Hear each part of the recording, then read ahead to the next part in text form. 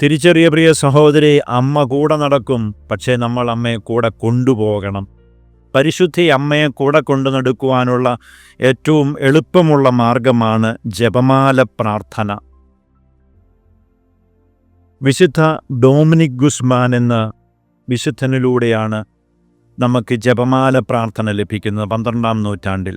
ഞാൻ ചോദിക്കുന്നത്, നിങ്ങളിൽ എത്ര പേര് ഇവിടെ ഇരിക്കുന്നവർ നിത്യവും നിങ്ങളുടെ കുടുംബങ്ങളിൽ ജപമാല ചൊല്ലി പ്രാർത്ഥിക്കുന്നവരുണ്ട്? അങ്ങനെ ഉണ്ട് എങ്കിൽ നിൻ്റെ കുടുംബത്തിൽ സമാധാനമുണ്ടാകും, നിൻ്റെ പ്രശ്നങ്ങൾക്ക് പരിഹാരം നീ കണ്ടെത്തും, നിൻ്റെ മക്കൾ ദൈവിക വഴിയെ നടക്കും. എന്തിനു വേണ്ടിയാണ് ഈ സന്ധ്യാമണി അടിക്കുന്നത്? മൂസന്ധി എന്ന് പറഞ്ഞൊരു സന്ധി ഉണ്ടല്ലോ, ഇല്ലേ? എന്തിനു വേണ്ടിയാണ് ദേവാലയങ്ങളിൽ ഈ മണിയടിക്കുന്നത്? പണ്ട് കാലത്ത് അത് കൃത്യമായി കാർന്നോന്മാർക്കറിയായിരുന്നു, അവരത് ചെയ്തിരുന്നു. എന്താണ് കാരണം? എന്താ? ഈ മൂസന്ധി എന്ന് പറയുന്ന സമയത്താണ് തിന്മയുടെ അരൂപി സഞ്ചാരം ആരംഭിക്കുന്നത്. ആ സമയത്ത് ദേവാലയത്തിൽ മണിയടിച്ച് ഓർമ്മിപ്പിക്കുകയാണ്, നീ ഉച്ചത്തിൽ നിൻ്റെ കുടുംബത്തിൽ വിളക്ക് തിരിതെളിച്ച് നീ ജപം ചൊല്ലി പ്രാർത്ഥിക്കുക. നിൻ്റെ പ്രാർത്ഥനയുടെ ശബ്ദം നിൻ്റെ കുടുംബത്തിലും നിൻ്റെ പറമ്പിലും മുഴങ്ങിക്കേൾക്കുമ്പോൾ ഈ തിന്മയുടെ അരൂപി നിൻ്റെ ഭവനത്തിൽ പ്രവേശിക്കില്ല. കുഞ്ഞുങ്ങൾ സ്വസ്ഥമായി കിടന്നുറങ്ങും, കുടുംബത്തിൽ സമാധാനമുണ്ടാകും, ഭയപ്പെടുത്തുന്ന സ്വപ്നങ്ങൾ കുഞ്ഞുങ്ങൾ കാണുകയില്ല. ഇന്നെന്താ സംഭവിക്കുന്നത്? ഉറങ്ങാൻ പറ്റുന്നില്ല, കൊച്ചുങ്ങൾക്ക് പോലും ഉറക്കമില്ല. രാത്രി 12 വരെ കുത്തിയിരിപ്പ, ഇവിടെയും തോണ്ടിക്കൊണ്ട്, മൊബൈലിലും തോണ്ടിക്കൊണ്ട്.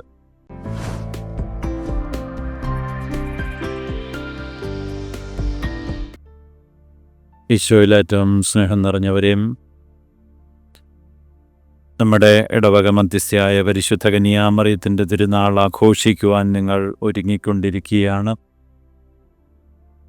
യഥാർത്ഥത്തിലുള്ള നമ്മുടെ ഈ ആഘോഷം, അല്ലെങ്കിൽ യഥാർത്ഥത്തിലുള്ള പരിശുദ്ധ അമ്മയോടുള്ള നമ്മുടെ ഭക്തി എന്ന് പറയുന്നത് അമ്മയെപ്പോലെ ആയിത്തീരുക, അല്ലെങ്കിൽ പരിശുദ്ധ അമ്മയിൽ നിറഞ്ഞു നിന്ന പുണ്യങ്ങളിൽ വളരുക എന്നുള്ളതാണ്.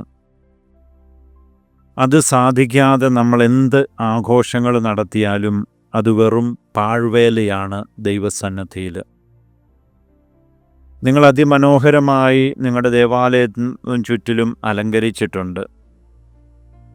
പക്ഷെ നമ്മൾ എത്ര മനോഹരമായിട്ടാണ് എൻ്റെ ഹൃദയത്തെ ഞാൻ അലങ്കരിക്കാൻ നോക്കുന്നത് ഈ ദിവസങ്ങളിൽ? ഒരിക്കൽ വിശുദ്ധ ജോൺ മേരി വിയാനിയുടെ അടുക്കലേക്ക് ഒരു നായാട്ടുകാരൻ അവൻ്റെ നായാട്ടു പട്ടിയെയും കൊണ്ട് കടന്നു വന്നു. അപ്പോൾ അവനെ നോക്കിയിട്ട് പറഞ്ഞു, താങ്കളുടെ പട്ടി താങ്കളെക്കാളും അതിമനോഹരമായിരിക്കുന്നുവെന്ന്. അവനത് ഇഷ്ടപ്പെട്ടില്ല. അവൻ ചോദിച്ചു, എന്തുകൊണ്ടാണ് അങ്ങനെ പറയുന്നത്? അപ്പോൾ വിശുദ്ധ ജോൺ മേരി വിയാനി, ഹൃദയങ്ങൾ കാണുന്നവൻ, പറഞ്ഞു, നിൻ്റെ ഉള്ള് അശുദ്ധമാണ്, പാപം നിറഞ്ഞതാണ്. നമ്മൾ അതിമനോഹരമായി ദേവാലയവും ദേവാലയ അങ്കണങ്ങൾ അലങ്കരിക്കുമ്പോഴും, മനോഹരമായ അല്ലെങ്കിൽ പുതിയ വസ്ത്രങ്ങൾ ധരിച്ച് നമ്മൾ തിരുനാളിനിവിടെ കടന്നു വരുമ്പോഴും, നമ്മുടെ വസ്ത്രത്തിൻ്റെ പോലും മേനിയില്ലാത്ത വിധത്തിൽ പലപ്പോഴും നമ്മളിവിടെ നമ്മുടെ ഉള്ള് ആയിത്തീരാറുണ്ട്, കടന്നു വരാറുണ്ട്. അതുകൊണ്ട് തന്നെയാണ് പലപ്പോഴും ഓരോ തിരുനാളുകളും കടന്നു പോയിട്ടും നമ്മുടെ ജീവിതത്തിൽ മാറ്റങ്ങൾ വരാതെ പോകുന്നത്. നമ്മൾ വീണ്ടും വീണ്ടും പിറകേക്ക് പോകുന്ന ഒരു ജീവിതാവസ്ഥയിലേക്ക് പോകുന്നു. ഇതിൽ നിന്ന് നമുക്ക് മുന്നേറണമെങ്കിൽ നമുക്കൊറ്റ മാർഗമേ ഉള്ളൂ, പരിശുദ്ധ അമ്മയോട് കൂട്ടിച്ചേരുക. ഇവിടെ ഇരിക്കുന്ന നമ്മിൽ ആരെങ്കിലും ഈ ഭൂമിയിലേക്ക് അമ്മ ഇല്ലാതെ കടന്നു വന്നിട്ടവരുണ്ടോ? ഇവിടെ ഇരിക്കുന്ന ആരെങ്കിലും അമ്മയില്ലാതെ ഈ ഭൂമിയിലേക്ക് കടന്നു വന്നവരുണ്ടോ? ഉണ്ടെങ്കിൽ കൈവക്കാം. അപ്പം നമ്മൾ ഈ ലോകത്തിലേക്ക് കടന്നു വന്നിരിക്കുന്ന എല്ലാവരും അമ്മ വഴിയാണ് ഈ ലോകത്തിലേക്ക് വന്നത്. അമ്മ വഴിയാണ് ഈ ലോകത്തിലേക്ക് വന്നതെങ്കിൽ പരിശുദ്ധ അമ്മയിലൂടെ മാത്രമേ നമുക്ക് സ്വർഗത്തിലേക്ക് പോകുവാൻ സാധിക്കുകയുള്ളൂ. ആരൊക്കെ എന്തൊക്കെ അമ്മയെക്കുറിച്ച് പറഞ്ഞാലും തിരിച്ചറിയുക, അമ്മയില്ലാതെ നിനക്ക് ജനിക്കാൻ സാധിക്കുന്നുണ്ടെങ്കിൽ ഓക്കെ, സമ്മതിച്ചു. അമ്മയെ ദുഷിച്ചു പറയുന്നവർ പോലും തിരിച്ചറിയേണ്ട ഒരു കാര്യമാണ്, അമ്മയില്ലാതെ നിനക്കൊരിക്കലും ക്രിസ്തുവിലേക്ക് എത്തുവാൻ പറ്റുകയില്ല. പിതാവായ ദൈവത്തിലേക്കുള്ള സുനിശ്ചിതമായൊരു വഴിയാണ് പുത്രനായ ദൈവം യേശു ക്രിസ്തു. അങ്ങനെയെങ്കിൽ യേശു ക്രിസ്തുവിലേക്കുള്ള സുനിശ്ചിതമായൊരു വഴിയാണ് പരിശുദ്ധ അമ്മ. ആത്മാവായ ദൈവത്തിന് ശരീരം കൊടുത്ത് ഈ ഭൂമിയിൽ രൂപം കൊടുത്ത്, മനുഷ്യരൂപം കൊടുത്ത് ഈ ഭൂമിയിലേക്ക് നമുക്ക് നമ്മുടെ കൺമുൻപിൽ കാണുവാൻ തക്കവിധം ആത്മാവായ ദൈവത്തെ സമ്മാനിച്ചത് പരിശുദ്ധ അമ്മയാണ്.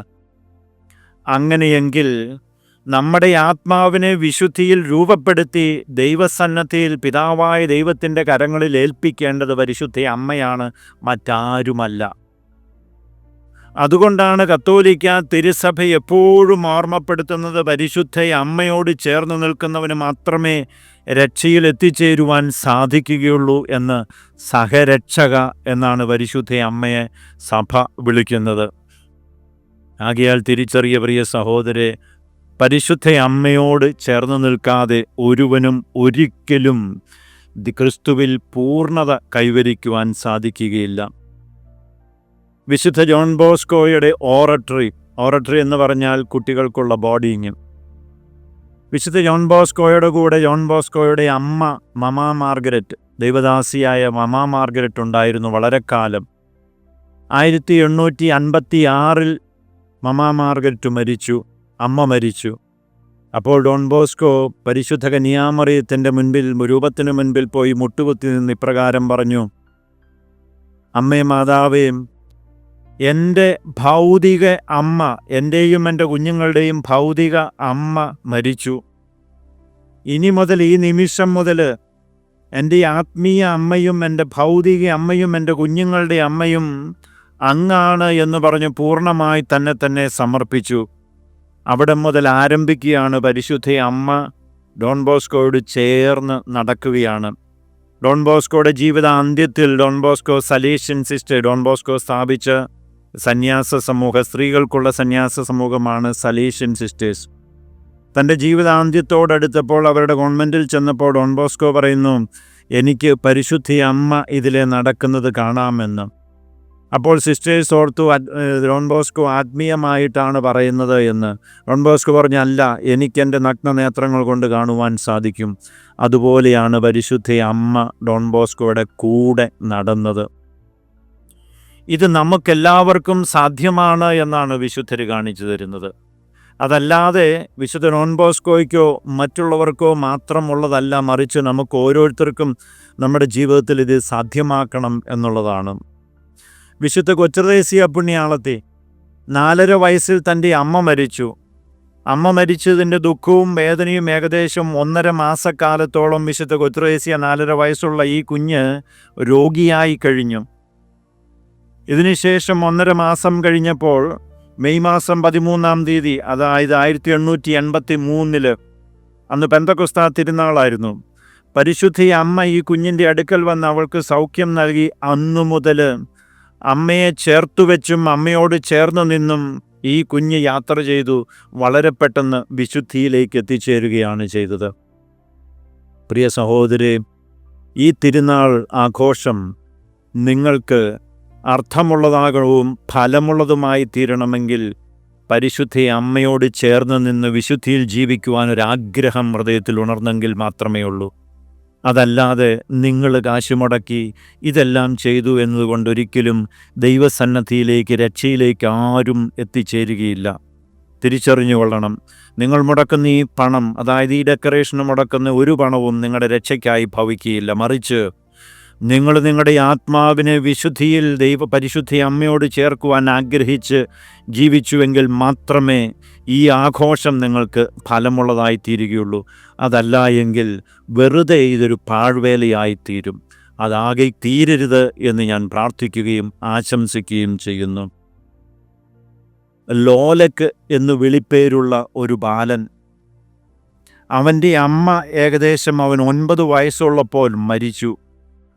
അവൻ്റെ പിതാവ് അവനെ കൂട്ടിക്കൊണ്ട് അടുത്തുള്ള പരിശുദ്ധ കന്യാമറിയത്തിൻ്റെ കപ്പേളയിൽ ചെന്നെന്നും പ്രാർത്ഥിക്കുമായിരുന്നു.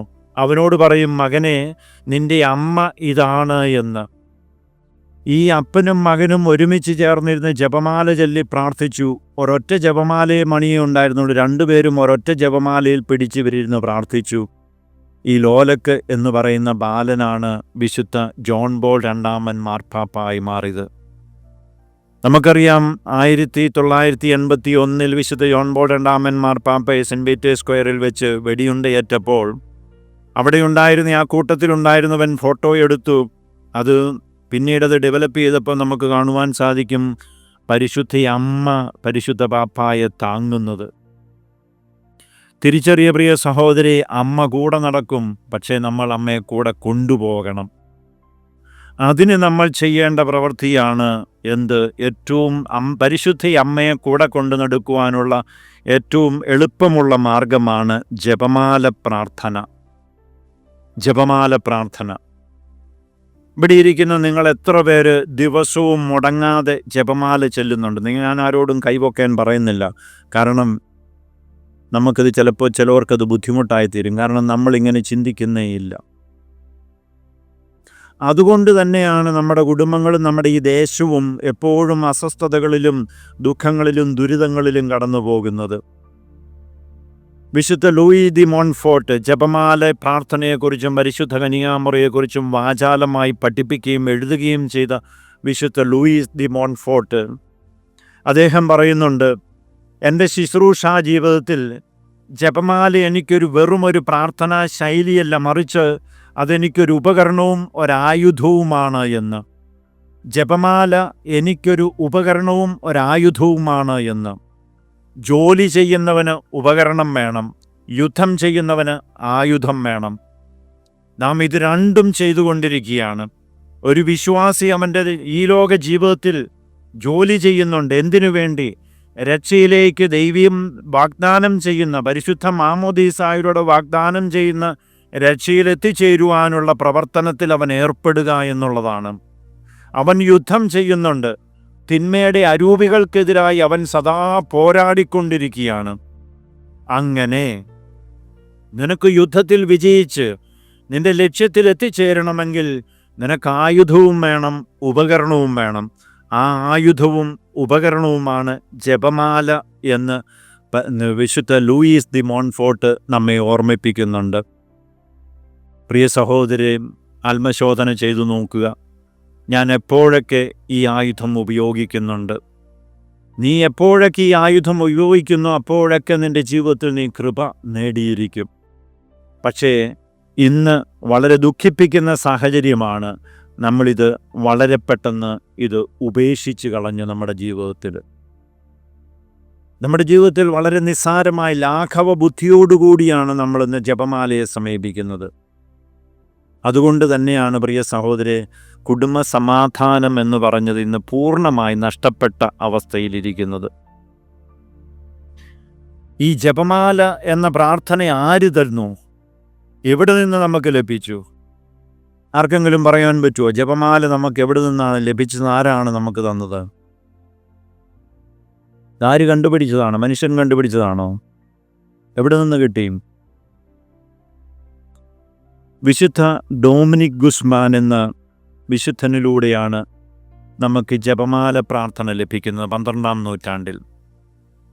അപ്പം വിശുദ്ധ ഡൊമിനിക് ഗുസ്മാന് അദ്ദേഹം ആ കാലഘട്ടത്തിൽ എന്ത് സംഭവിച്ചു എന്ന് ചോദിച്ചു കഴിഞ്ഞാൽ, അവിടെ വിശ്വാസം നഷ്ടപ്പെട്ടുകൊണ്ടിരിക്കുകയായിരുന്നു. അതുപോലെ തന്നെ മനുഷ്യൻ നിരീശ്വരവാദത്തിലേക്ക് പോയിക്കൊണ്ടിരിക്കുകയായിരുന്നു. വിശ്വാസം നഷ്ടപ്പെടുകയും നിരീശ്വരവാദത്തിലേക്ക് പോയിക്കൊണ്ടിരിക്കുന്ന ഈ അവസരത്തിൽ വിശുദ്ധ ഡൊമിനിക് ഗുസ്മാൻ അവിടെ ജനങ്ങളോട് സംസാരിക്കാൻ തുടങ്ങി. പക്ഷേ അദ്ദേഹം എന്തൊക്കെ സംസാരിച്ചിട്ടും യാതൊരു മാറ്റവും കാണുന്നില്ല, യാതൊരു പരിവർത്തനവും കാണുന്നില്ല. സംസാരിക്കുന്നതായ ദൈവവചനങ്ങളൊന്നും ഉള്ളിലേക്ക് കയറുന്നില്ല. അദ്ദേഹത്തിന് വളരെയധികം ദുഃഖം തോന്നി. അദ്ദേഹം എന്തു ചെയ്തു? അവിടെ തുളൂസ്, ഫ്രാൻസിലുള്ള ഈ സ്ഥലത്ത്, ഒരു വിജനമായൊരു സ്ഥലത്ത് വനാന്തരങ്ങളിലേക്ക് കടന്നുപോയി അവിടെ ഇരുന്ന് ഉപവസിച്ച് 3 ദിവസം അദ്ദേഹം തുടർച്ചയായി ഭക്ഷണവും വെള്ളവുമില്ലാതെ ഉപവസിച്ച് അവിടെ ഇരുന്ന് പ്രാർത്ഥിച്ചു. ആ സമയത്ത് തന്നെ ചാട്ടവാറുകൊണ്ട് അടിച്ച് തൻ്റെ ദേഹത്തെ മുറിപ്പെടുത്തുകയും ചെയ്തു. അങ്ങനെ ക്ഷീണിച്ച് അവശനായിരിക്കുന്ന അവസരത്തിൽ പരിശുദ്ധ അമ്മ പ്രത്യക്ഷപ്പെട്ടു. വിശുദ്ധ ഡൊമിനിക്കിനോട് ചോദിച്ചു, എങ്ങനെയുള്ള അവസരങ്ങളിൽ അതായത് മാനസാന്തരങ്ങളില്ലാത്ത അവസ്ഥ, ദൈവബോധമില്ലാത്ത അവസ്ഥ, സമാധാനമില്ലാത്ത അവസ്ഥ, പൂർണ്ണ പാപത്തിൽ കഴിയുന്ന ഇങ്ങനെയുള്ള ജീവിത സാഹചര്യങ്ങളിൽ ഇവരെ മാനസാന്തരത്തിലേക്ക് കൊണ്ടുവരുവാൻ സ്വർഗം ഉപയോഗിക്കുന്ന ആയുധം എന്താണ് എന്ന് നിനക്കറിയാമോ എന്ന് വിശുദ്ധ ഡൊമിനിക്കിനോട് ചോദിച്ചു. വിശുദ്ധ ഡൊമിനിക്ക് പരിശുദ്ധ അമ്മയോട് പറഞ്ഞു, അമ്മേ, എന്നേക്കാൾ നന്നായി അങ്ങേക്കറിയാമല്ലോ, അങ്ങ് അരുളി ചെയ്താലും. പരിശുദ്ധ അമ്മ പറഞ്ഞു, ഇങ്ങനെയുള്ള അവസരങ്ങളിൽ തിന്മയെ നശിപ്പിക്കുവാൻ, തോൽപ്പിക്കുവാൻ സ്വർഗം ഉപയോഗിക്കുന്ന ആയുധം മാലാഖമാരുടെ സങ്കീർത്തനമാണ് എന്ന്. മാലാഖമാരുടെ സങ്കീർത്തനം. എന്താണ് മാലാഖമാരുടെ സങ്കീർത്തനം? അതാണ് ഗബ്രിയേൽ മാലാഖ പരിശുദ്ധ കന്യാമറിയത്തോട് പറഞ്ഞു, ദൈവ കൃപ നിറഞ്ഞവളെ സ്വസ്തി എന്ന്. നമുക്കറിയാം നമ്മൾ ചെല്ലുന്ന പ്രാർത്ഥന. ഈ മാലാഖമാരുടെ സങ്കീർത്തനം എന്ന് പറഞ്ഞ സങ്കീർത്തനത്തിൻ്റെ പുസ്തകം. എത്ര സങ്കീർത്തനങ്ങളുണ്ട്? എത്ര സങ്കീർത്തനമുണ്ട്? 150 സങ്കീർത്തനം. അപ്പോൾ പരിശുദ്ധ അമ്മ പറഞ്ഞത്, മാലാഖമാരുടെ സങ്കീർത്തനം നീ ആവർത്തിച്ച് ചൊല്ലുക, ഇത് ചൊല്ലുവാൻ നീ അവരെ പഠിപ്പിക്കുക, ഇതിനെക്കുറിച്ച് നീ അവരെ പഠിപ്പിക്കുക എന്ന് പറഞ്ഞാൽ, സങ്കീർത്തനത്തിൻ്റെ പുസ്തകത്തിൽ സങ്കീർത്തനം 150 സങ്കീർത്തനങ്ങളുണ്ട്. ഈ ദൈവകൃപ നിറഞ്ഞവളെ എന്ന ഈ പ്രാർത്ഥന 150 പ്രാവശ്യം നീ ആവർത്തിക്കണമെന്നാണ് പറഞ്ഞത്. 150 പ്രാവശ്യം നീ ഇത് ആവർത്തിക്കണം. ഇത് മറ്റുള്ളവരെ പറഞ്ഞു പഠിപ്പിക്കണമെന്ന് പറഞ്ഞു. ഉടനെ വിശുദ്ധ ഡൊമിനിക് ഗുസ്മാൻ അവിടെ നിന്ന് എഴുന്നേറ്റ് ദേവാലയത്തിലേക്ക് പോയി. ആ സമയത്ത് ദൈവദൂതന്മാരാൽ, ചരിത്രം പറയുന്ന ദൈവദൂതന്മാർ വന്ന് ദേവാലയത്തിലെ മണിയടിച്ചു. ജനമെല്ലാം ഓടിക്കൂടി. വിശുദ്ധ ഡൊമിനിക് ഗുസ്മാൻ അവിടെ നിന്ന് പരിശുദ്ധ അമ്മ പഠിപ്പിച്ച ഈ പ്രാർത്ഥനയെക്കുറിച്ച് അവരെ പഠിപ്പിക്കുകയും അത് ചൊല്ലുവാൻ അവരെ പഠിപ്പിക്കുകയും ചെയ്തു. അവിടെ അവരുടെ ജീവിതത്തിൽ മാനസാന്തരങ്ങൾ ഉണ്ടാവുകയാണ് ചെയ്തത്. അപ്പോൾ പരിശുദ്ധ അമ്മ സ്വർഗം തന്നതാണ് ഈ പ്രാർത്ഥന. സ്വർഗം തന്നതാണ് ഈ പ്രാർത്ഥന. സ്വർഗം തന്ന പ്രാർത്ഥന നമുക്കറിയാം. സിനായ് മലയിൽ വെച്ച് മോശ വഴി ദൈവം കൽപ്പനകൾ നൽകി, അതുപോലെ തന്നെ പരിശുദ്ധ അമ്മയിലൂടെ ദൈവം നൽകിയതാണ് ഈ ജപമാല പ്രാർത്ഥന എന്നത്. അപ്പം നമ്മൾ ഒരു ജപമാല ചൊല്ലി എന്ന് പറയുമ്പോൾ നമ്മൾ എത്ര നന്മ നിറഞ്ഞ മറിയമേ, ദൈവകൃപ നിറഞ്ഞ മറിയമേ പ്രാർത്ഥന ചെല്ലുന്നുണ്ട്? എത്ര എണ്ണം ചെല്ലുന്നുണ്ട്? എത്ര എണ്ണം? നിങ്ങൾ ഇന്ന് വൈകുന്നേരം ഇവിടെ ജപമാല ചൊല്ലി. നിങ്ങൾ എത്ര ജപമാല ചൊല്ലിയും? നമ്മൾ പറയും 1 എന്ന്, അല്ലേ? എത്ര നന്മ നിറഞ്ഞ മറിയമേ ചൊല്ലിയിട്ടുണ്ട് അതിനകത്ത്? എത്ര എണ്ണം ചൊല്ലിയും? ആർക്കും അറിയത്തില്ലേ? എത്ര ചൊല്ലിയും? 53. അപ്പോൾ 50 എണ്ണം. പക്ഷേ പരിശുദ്ധ അമ്മയുടെ മുമ്പിൽ അത് ഒന്നായിട്ടില്ല. പരിശുദ്ധ അമ്മയുടെ മുൻപിൽ ഒരു ജപമാല എന്ന് പറഞ്ഞാൽ 150 നന്മ നിറഞ്ഞ മറിയമേ നമ്മൾ ആവർത്തിക്കണം.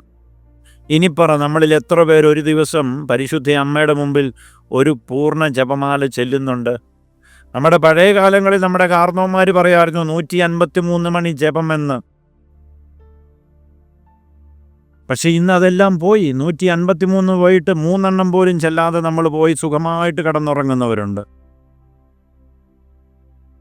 ഞാൻ വീണ്ടും ഞാൻ ചോദിക്കുന്നത്, നിങ്ങളിൽ എത്ര പേര് ഇവിടെ ഇരിക്കുന്നവർ നിത്യവും നിങ്ങളുടെ കുടുംബങ്ങളിൽ ജപമാല ചൊല്ലി പ്രാർത്ഥിക്കുന്നവരുണ്ട്?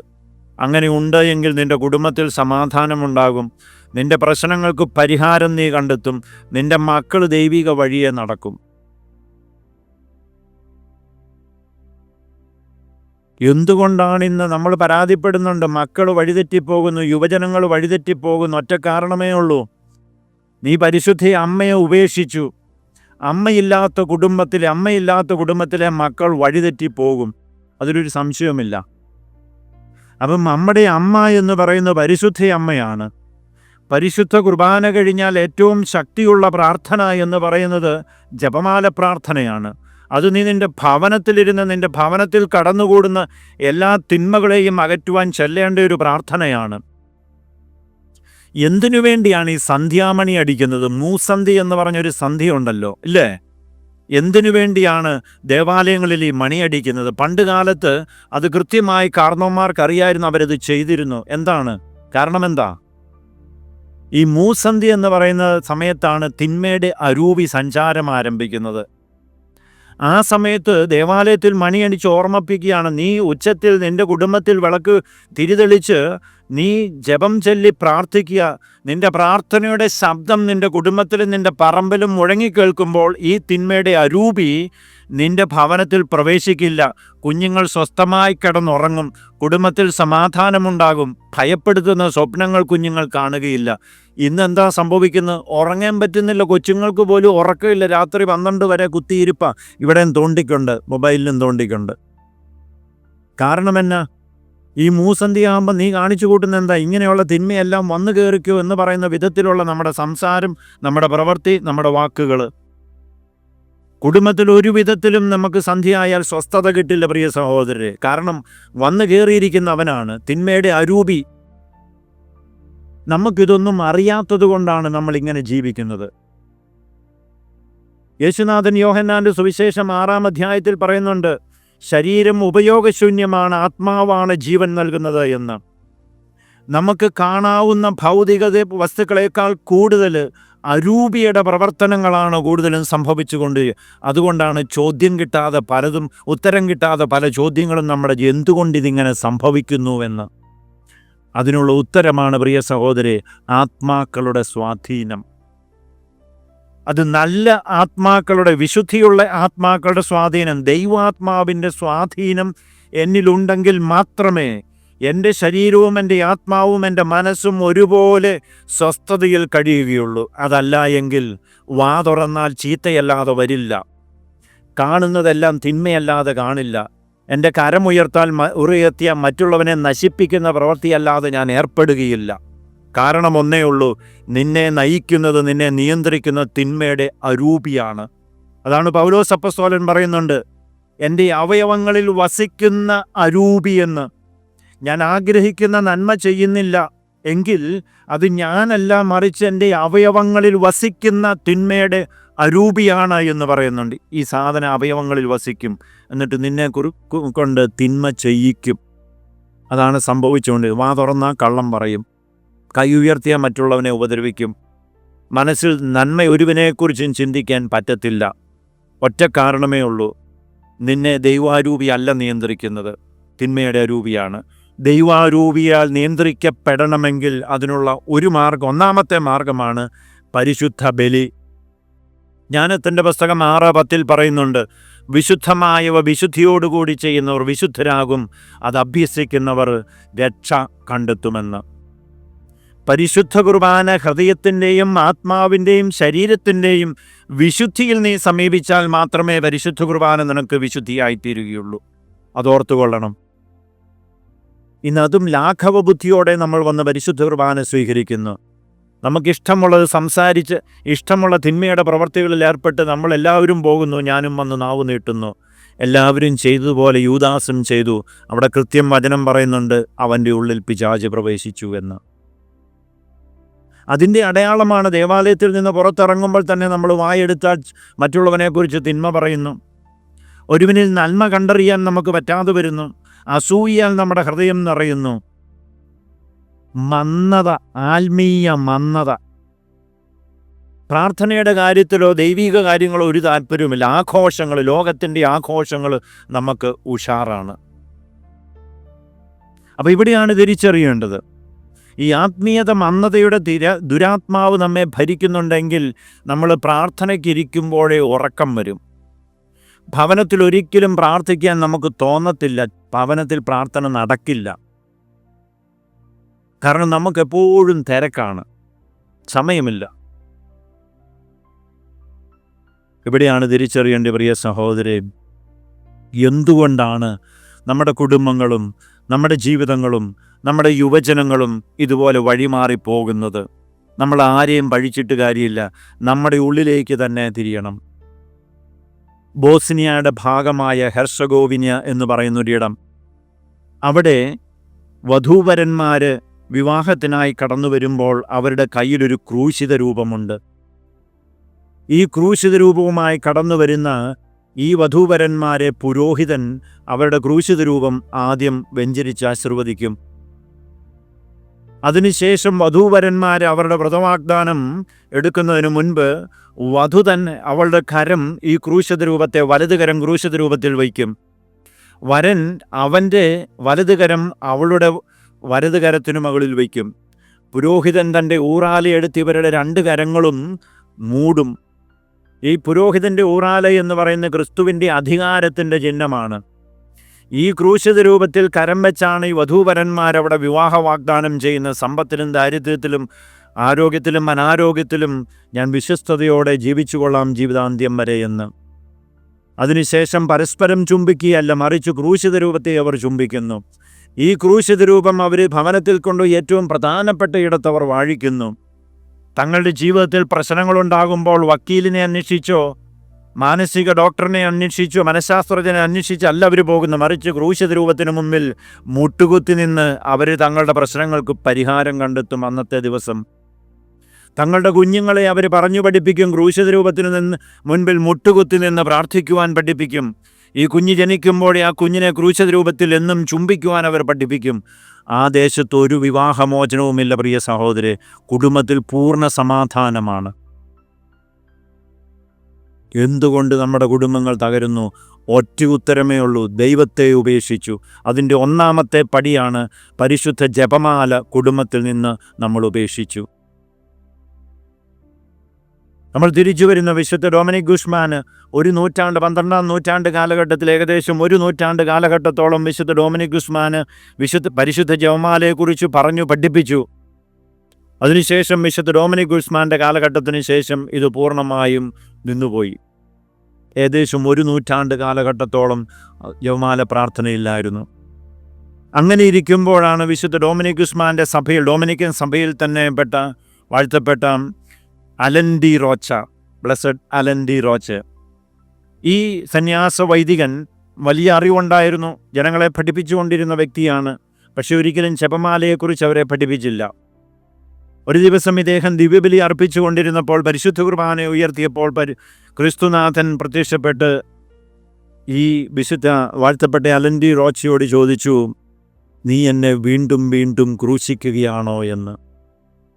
അപ്പോൾ ഈ സന്യാസ വൈദികൻ ചോദിച്ചു, അതെന്താ ക്രിസ്തുവേ അങ്ങ് അങ്ങനെ ചോദിക്കുന്നത്?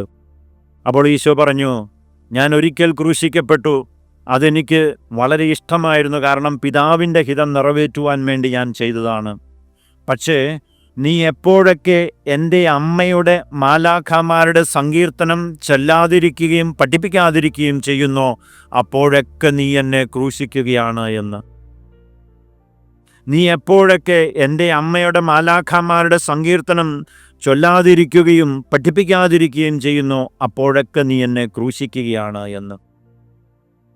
തിരിച്ചറിയ പ്രിയ സഹോദരരെ, ജപമാല ഉപേക്ഷിച്ച് നമ്മുടെ കുടുംബം ക്രൂശിതനെ ഉപേക്ഷിച്ചു.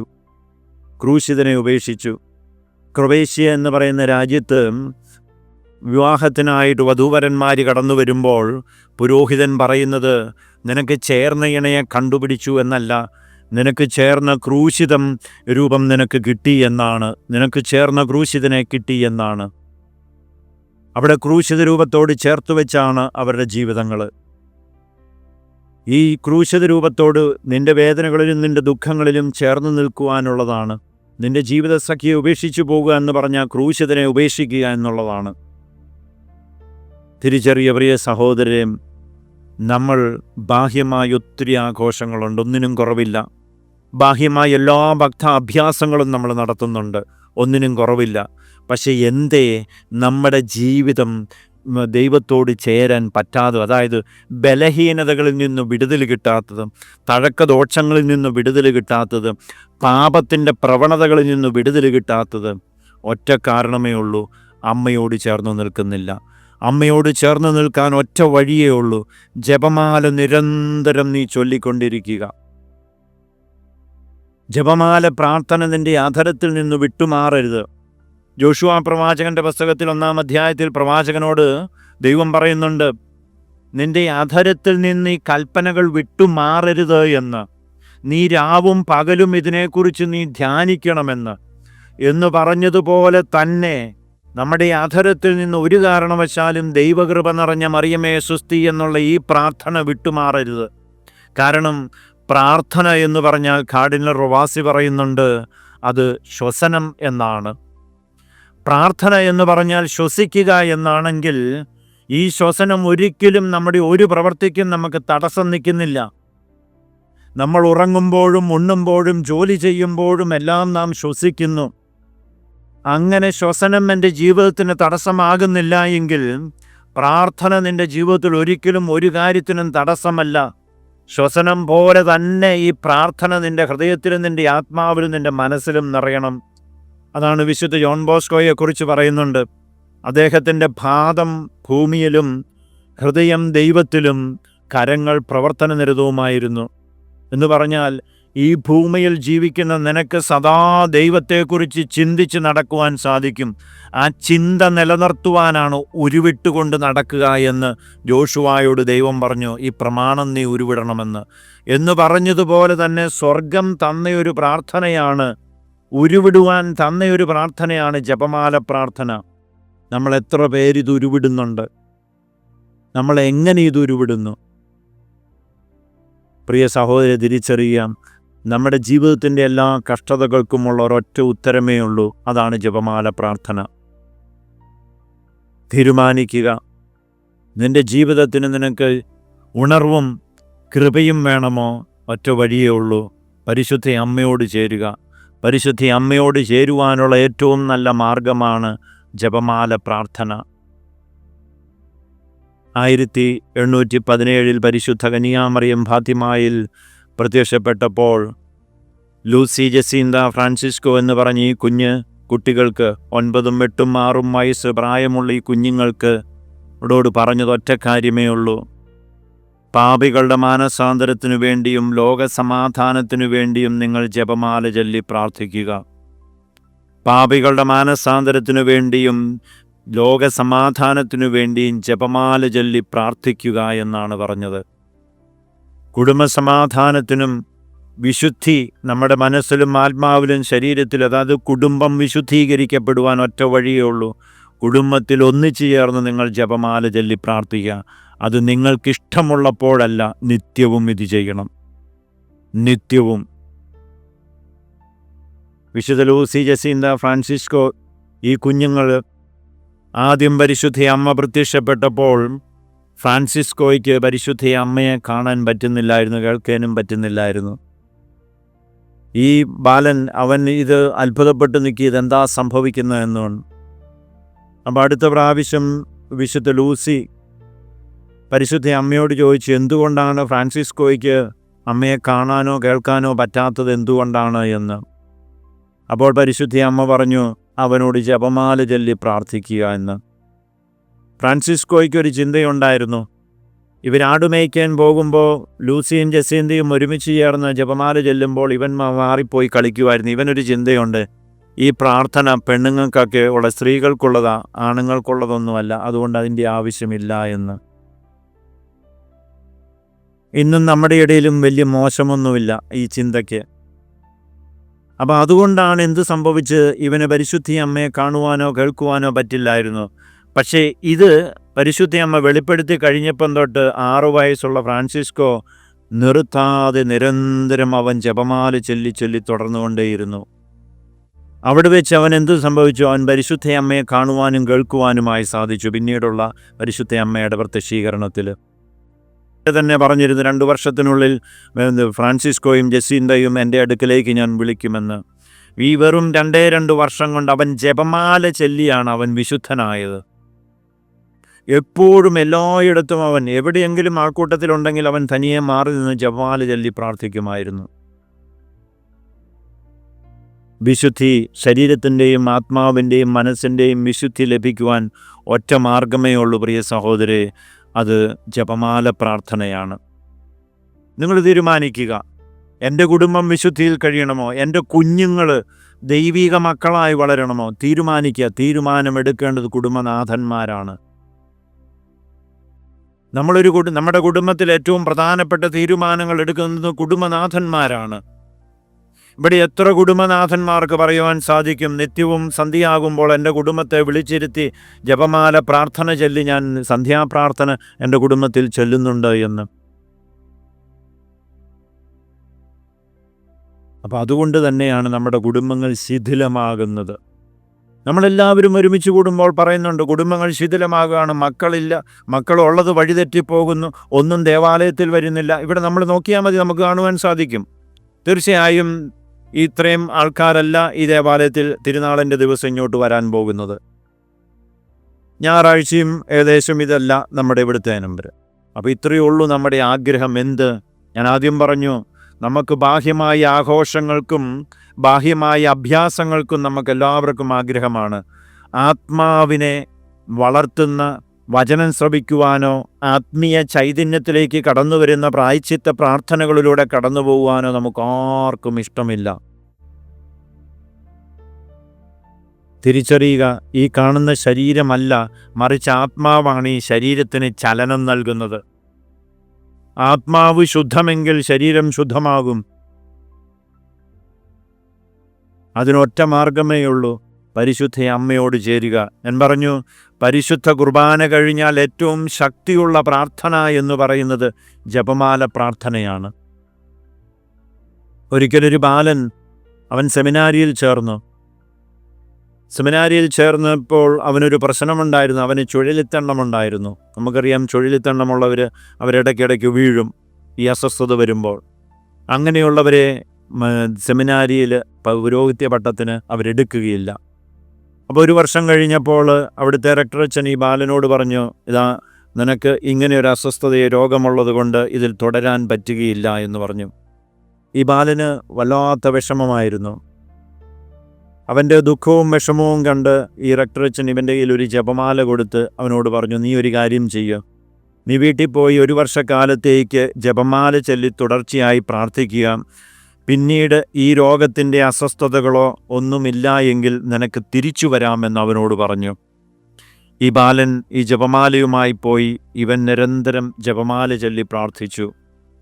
1 വർഷം കഴിഞ്ഞ് ഇവൻ തിരിച്ചു വന്ന് റെക്ടറച്ചനോട് പറഞ്ഞു, കഴിഞ്ഞ 1 വർഷക്കാലം എനിക്കിങ്ങനത്തെ യാതൊരുവിധ ബുദ്ധിമുട്ടുകളും ഉണ്ടായിട്ടില്ല എന്ന് അന്ന് റെക്ടറച്ചനോട് പറഞ്ഞു. അവൻ സെമിനാരിയിൽ ചേർന്ന് പഠനം തുടങ്ങി. യാതൊരുവിധ കുഴപ്പവുമില്ല. അവൻ പുരോഹിതനായി, പൗരോഹിത്യ പട്ടം സ്വീകരിച്ചു. അതിനുശേഷം ബിഷപ്പായി, അതിനുശേഷം മാർപ്പാപ്പ ആയി, പയസ് 9 മാർപ്പാപ്പ. വളരെ ദീർഘകാലം സഭയെ നയിച്ച പയസ് 9 34 വർഷക്കാലത്തോളം സഭയെ നയിച്ച പയസ് 9 മാർപ്പാപ്പ. ഞാൻ ആദ്യം നിങ്ങളോട് പറഞ്ഞു ജോൺ പോൾ 2 മാർപ്പാപ്പയുടെ ജീവിതത്തെക്കുറിച്ച്, ലാലക്ക് എന്ന് പറയുന്ന ഈ വിളിപ്പേരുള്ള ബാലൻ്റെ കഥ. ഇതെല്ലാം ദൈവത്തോട് ചേർന്ന ഒരൊറ്റ മാർഗമേ കണ്ടുപിടിച്ചുള്ളൂ, പരിശുദ്ധ അമ്മയെ കൂട്ടുപിടിച്ച് പരിശുദ്ധ അമ്മയെ ചേർത്ത് നിർത്തി. പ്രിയ സഹോദരിയെ തിരിച്ചറിയുക, അമ്മയെ കൂടാതെ നമുക്കൊരിക്കലും ഈ ഭൂമിയിലേക്ക് ജീവനോടെ വരുവാൻ പറ്റില്ല. അങ്ങനെയെങ്കിൽ ദൈവസന്നദ്ധിയിൽ പിതാവിൻ്റെ അടുക്കലേക്ക് അമ്മയെ കൂടാതെ നമുക്കാർക്കും എത്തിച്ചേരുവാൻ സാധിക്കുകയില്ല. ആകയാൽ നാം ചെയ്യേണ്ടതൊന്നു മാത്രമേ ഉള്ളൂ, ജപമാല പ്രാർത്ഥന. അത് നമ്മൾ ജോലി ചെയ്യുമ്പോഴും നമുക്ക് പ്രാർത്ഥിക്കാം. ജപമാല കയ്യിലെടുക്കണമെന്നല്ല എപ്പോഴും നിങ്ങൾക്ക് ഈ നന്മ നിറഞ്ഞ മറിയമേ, ദൈവകൃപ നിറഞ്ഞ മറിയമേ എന്ന പ്രാർത്ഥന തുടർച്ചയായി നിങ്ങൾക്ക് ആവർത്തിച്ച് അത് നമ്മുടെ ജീവിതത്തിൻ്റെ ഭാഗമായി തീരണം, ശീലമായി തീരണം. ദുശീലങ്ങൾ ഒത്തിരി, നമ്മൾ ഇവിടെ ഇരിക്കുന്ന ആരും കുഞ്ഞായിരുന്നപ്പോൾ തന്നെ പുകവലി എന്നുള്ള ശീലത്തോടു കൂടി അല്ലല്ലോ ജനിച്ചത്, അല്ലെങ്കിൽ മദ്യപാനം എന്നുള്ള ശീലം, അല്ലെങ്കിൽ എപ്പോഴും ചീത്ത പറയുന്ന ശീലത്തോടു കൂടി അല്ല നമ്മൾ ആരും ജനിച്ചത്. ഇത് പതുക്കി എന്ത് സംഭവിച്ചു? ഇത് നമ്മൾ രൂപീകരിച്ചെടുത്ത് ആവർത്തിച്ച് ചെയ്യുന്ന ഒരു പ്രവൃത്തി ശീലമായി മാറും. എന്തുകൊണ്ട് നമുക്ക് നന്മ ആവർത്തിച്ച് നന്മ ശീലമാക്കാൻ പറ്റുന്നില്ല? ഒറ്റ കാരണമേ ഉള്ളൂ, അവയവങ്ങളിൽ വസിക്കുന്ന തിന്മയുടെ അരൂപി. ഈ അരൂപിയിൽ നിന്ന് നിനക്ക് വിടുതൽ കിട്ടണമെങ്കിൽ പരിശുദ്ധ അമ്മ പ്രവർത്തിക്കാതെ പറ്റില്ല. ഗബ്രിയേൽ ആമോത്ത് എന്ന് പറയുന്ന ഭൂതോച്ചാടകൻ ഇറ്റലിയിൽ, റോമിൽ 45 വർഷക്കാലത്തോളം ഈ ശുശ്രൂഷ ചെയ്ത ഈ പുരോഹിതൻ്റെ ആത്മകഥയിൽ പറയുന്നുണ്ട്, സാത്താൻ ഏറ്റവും കൂടുതൽ ഭയക്കുന്ന പ്രാർത്ഥന എന്നത് ജപമാല പ്രാർത്ഥനയാണ്. ഭൂതോച്ചാടനത്തിനു വേണ്ടിയുള്ള പ്രാർത്ഥന ചൊല്ലി വീണ്ടും അവിടുന്ന് വിടുതൽ കിട്ടിയില്ല എങ്കിൽ അവർ ചൊല്ലുന്ന പ്രാർത്ഥനയാണ് നന്മ നിറഞ്ഞ ദൈവകൃപ നിറഞ്ഞ മറിയമേ എന്ന പ്രാർത്ഥന. ഈ ദൈവകൃപ നിറഞ്ഞ മറിയമേ എന്നുള്ള പ്രാർത്ഥന ചൊല്ലുമ്പോൾ ഓരോ പ്രാർത്ഥനയും ഇവൻ്റെ തലയ്ക്ക് വലിയ കൂടം കൊണ്ടിടിക്കുന്നത് പോലെയുള്ള അനുഭവമാണ് പിശാചിന് അനുഭവപ്പെടുന്നത് എന്ന് ഈ ഗബ്രിയേൽ ആമോത്ത് എന്ന് പറയുന്ന പുരോഹിതൻ രേഖപ്പെടുത്തുന്നുണ്ട് തൻ്റെ പുസ്തകത്തിൽ. പ്രിയ സഹോദരരെ, തീരുമാനിക്കുക, നമ്മുടെ ജീവിതം ഒറ്റ ദിവസം കൊണ്ട് ആഘോഷം കൊണ്ട് തീരുന്നതല്ല. ആഘോഷമല്ല നമ്മുടെ ജീവിതം, മറിച്ച് വിശ്വസ്തതയാണ് നമ്മുടെ ജീവിതം. ജീവിതാന്ത്യം വരെ വിശ്വസ്തയോടുകൂടി നിലനിൽക്കുക. അതാണ് വിശുദ്ധ മദർ തെരേസ പറയുന്നുണ്ട്, എനിക്ക് വിജയിക്കാൻ അറിഞ്ഞുകൂടാ, മറിച്ച് എനിക്ക് വിശ്വസ്തയോടുകൂടി ജീവിക്കുവാൻ അറിയാം.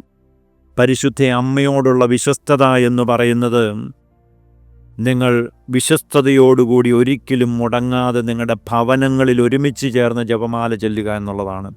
അതല്ലാതെ നിങ്ങൾ വർഷത്തിലൊന്ന് ഇതുപോലെ ഡെക്കറേഷന് കാശ് മുടക്കി ഡെക്കറേഷൻ ചെയ്ത് അവിടെ മാതാവിനെ നല്ല സാരിയൊക്കെ ഉടുപ്പിച്ച് വെച്ചിട്ടുണ്ട്.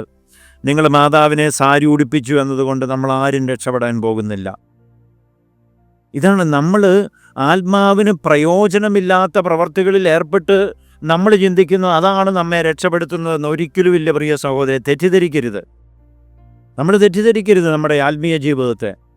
നമ്മൾ വിചാരിക്കുന്ന അമ്മയെ 2 സാരി മേടിച്ചുടിപ്പിച്ചു കഴിഞ്ഞാൽ നിങ്ങൾ രക്ഷപ്പെടുമെന്ന് ഒരിക്കലുമില്ല. നിന്റെ ജീവിതം നീ ക്രമപ്പെടുത്തണം. ദൈവം ഒരു ക്രമം തന്നിട്ടുണ്ട്. ആ ക്രമം തെറ്റുന്നതിനാണ് ക്രമക്കേടെന്ന് പറയുന്നത്.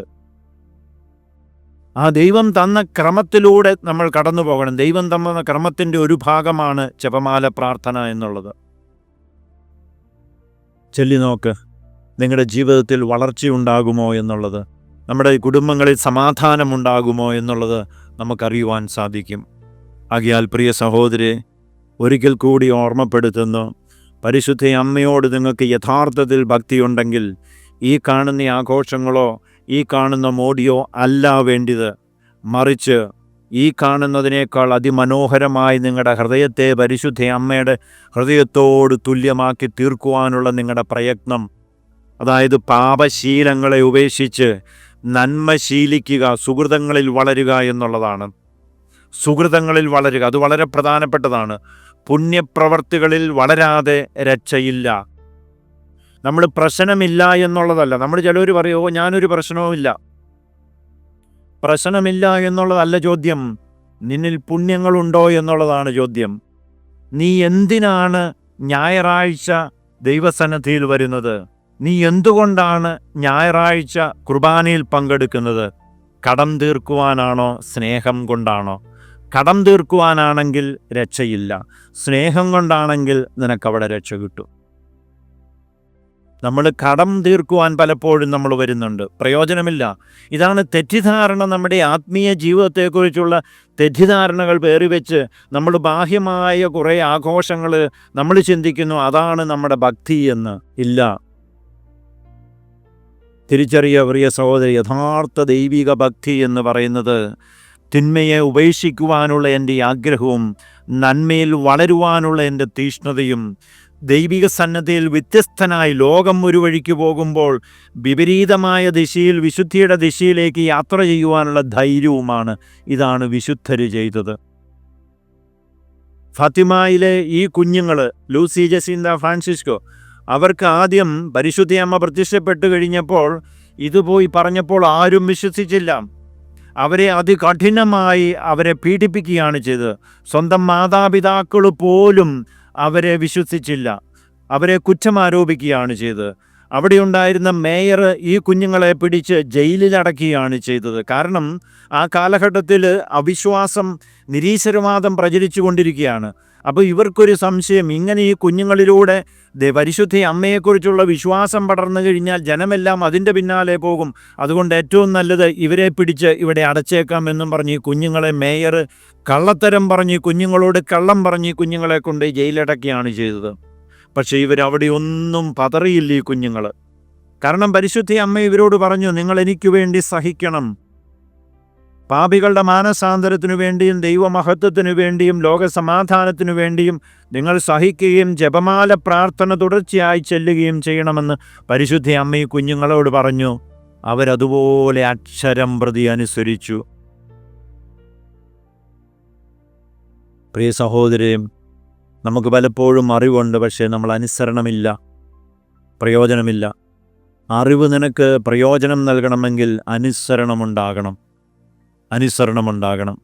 നമുക്ക് ആഗ്രഹിക്കാം, അമ്മേ മാതാവേ, പരിശുദ്ധ അമ്മ തന്നെ പൂർണ്ണമായി സമർപ്പിച്ചതുപോലെ തന്നെ എൻ്റെ ആത്മാവിനെയും മനസ്സിനെയും ശരീരത്തെയും ഒരുപോലെ ദൈവത്തിന് സമർപ്പിച്ച് പരിശുദ്ധ അമ്മ ക്രിസ്തുവിന് രൂപം നൽകിയതുപോലെ തന്നെ ക്രിസ്തു എന്നിൽ രൂപപ്പെടുവാനുള്ള കൃപ എനിക്ക് നൽകണമേ എന്ന് നമുക്ക് അപേക്ഷിക്കാം.